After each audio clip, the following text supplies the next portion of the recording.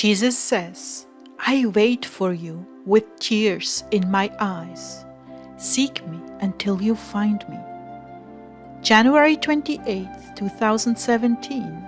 Words from Jesus to Sister Clare, spoken by Jackie.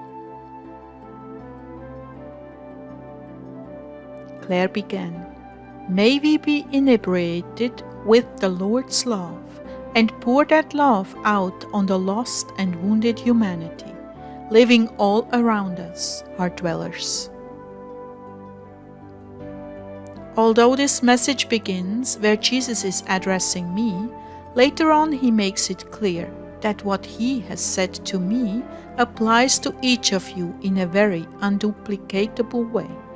You are one of a kind, taken directly from the Father's bosom, and to have you return is unspeakable joy and bliss to your God. O Lord, your presence is so sweet this morning. You are so vulnerable. Jesus began, That's how I feel about you, my bride, even as you were musing. You are my Cinderella. There is not another in heaven or on earth like you. And to have you back in my arms is for me heaven itself. I only allow these very difficult trials to keep you little, so I can bless you with a revelation of my heart and how it beats so ardently for you. Presumption is so very easy to fall into. Therefore, I must prepare you myself to carry this newly revealed depth of revelation of who I truly am to you. And at this point, I want to share that I was listening to Julie True. I saw the Lord so clearly. He was dressed in slacks and a white shirt, and we were slow dancing in a rather secluded place. He and I were the only ones existing in those moments, and as I looked up into his face, tears were streaming down his cheeks, because he was so happy to have my full attention, despite the many attempts the enemy made to draw me away from prayer time today. He was so happy and profoundly touched, and he was so glad that I was taking him 100% seriously. In his tender love for me, how can I possibly explain to you what I experienced, the emotions he allowed me to perceive? Can you imagine it?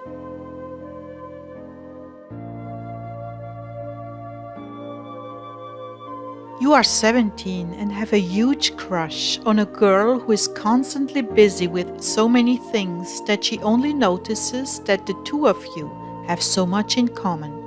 You both love the same classes, find yourselves often working together on projects. You love to go on long treks in the canoe and camp out. You both are excited about visiting the children's hospital and even volunteering at the living center where the elderly live. You both love to play instruments and even the very same kinds of music. You are constantly around one another, but she doesn't get it, that you have feelings for her, deep feelings, because she is so caught up in her grades and projects. This goes on for months and years. Then finally there is a school dance and your hopes are high that something may happen. When you pick her up, she is still running around, feeding her hamsters, watering her plants, finding her other shoe, and finally she leaves the house with you. You think to yourself, if only she would just see me, really see who I am. I know she would fall in love with me. At the dance, you finally get your chance, as you are slow dancing and something extraordinary happens.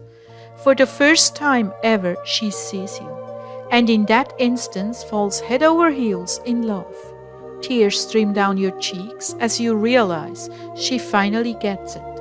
I'm hers and she's mine. You've known her since grade school. Now you are seniors and finally, she gets it. You're both overwhelmed with love for one another, and in an instant you know you're going to spend your eternity together. All you can do is cry tears of joy that you were made for each other, uniquely, unlike any other couple. The two of you are absolutely one heart, one mind and soul, a perfect pair.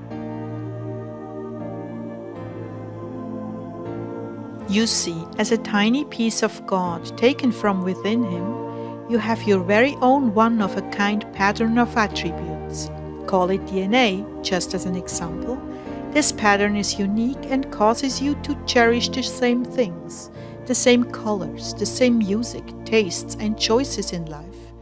What is important to you? And more importantly, these traits cause you to live a certain way and desire a certain destiny.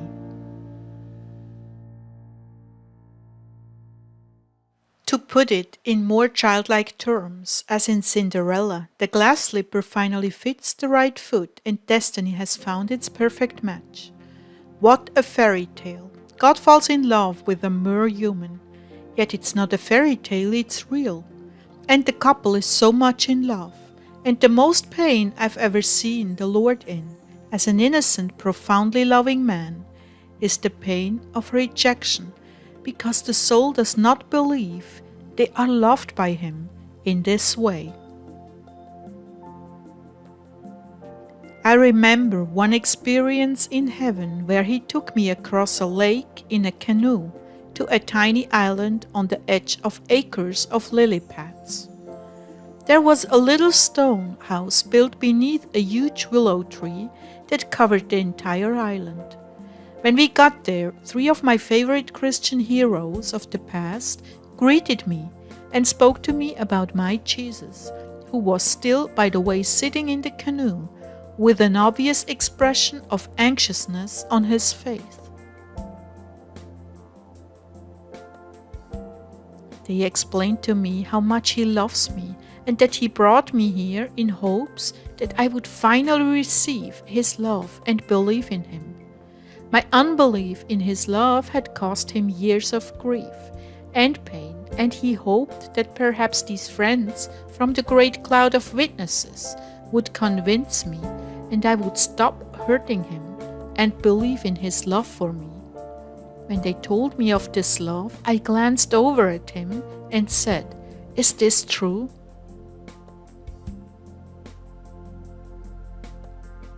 Jesus answered, "It is." Tears were streaming down His precious cheeks. Oh, I felt such conviction in that moment that I truly hadn't believed in His love for me. Again, as I look at the portrait that He did through my hands, I see that love, that innocence, that longing, that hoping that I will receive all He wants to give me of Himself, that finally I will see Him, even as He sees me and has fallen so far in love with me, that I will finally get it and our destinies will forever be sealed in heaven and on earth. And when that happens, nothing is impossible to us. We will do anything to make our spouse happy, even give up carnal pleasures to please Him. We will do extraordinary things because we believe in Him. But most important of all, we will love others as He loves us, and they too will discover their God's tender love for them and give their lives to Him.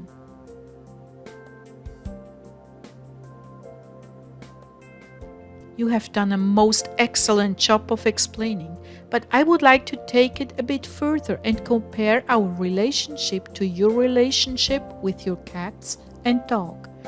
You have heard the expression, be the person your dog thinks you are, but I say you are the person your dog thinks you are. Understand that the things that bring you so far down are very small in the scheme of things. You make mistakes. You couldn't wait to go out, so you went on the carpet. You needed something to chew, so you took my slipper and ate half of it. You ran when you saw me because you knew you were in trouble. You chased the cat who broke my favorite antique lamp. Nonetheless, I still adore you. I still want to pick you up, hold you in my arms, and let you fall asleep on my lap. I still love you. The same with your cats. They get rambunctious and scratch your back as they enthusiastically jump on you. They have an accident after eating something too rich. They attack your foot as you come around the corner. They jump on the table and knock over your milk. They run from you when you call them. But you still want to snuggle up and make them purr, lingering there together till they get bored and wander off or fall asleep.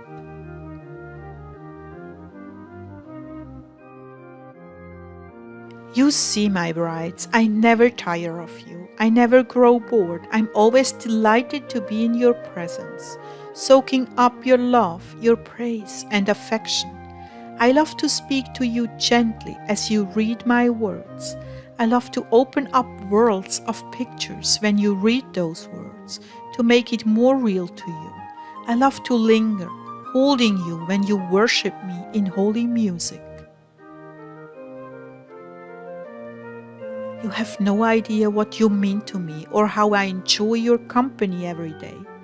If you knew the kind of joy you bring me when you search me out and make me the sole object of your attention, you would lose interest in all the world has to offer and rush to be alone with me. I can give you this kind of love and passion, but you must prepare yourselves by renouncing the world and the flesh. Otherwise, this gift would be wasted. But the more you hunger and thirst for me, the more I will give you of myself. Be utterly convinced that my heart longs for you, hour after hour, day after day. Yes, I hunger and thirst and wistfully ache for you to grow weary of the world, so I can have your all. As Clare has spoken, there is a place in my heart that remains void until you give yourself to me. Just so there is a God-shaped place within you that will never be satisfied any other way than to be united to me. I'm telling you this because I've poured out my spirit upon the earth in a most salutary move to bring you closely united into my heart. I have put a hunger and thirst in my people because I long to be united with them and complete the works my Father has sent me into the world to do.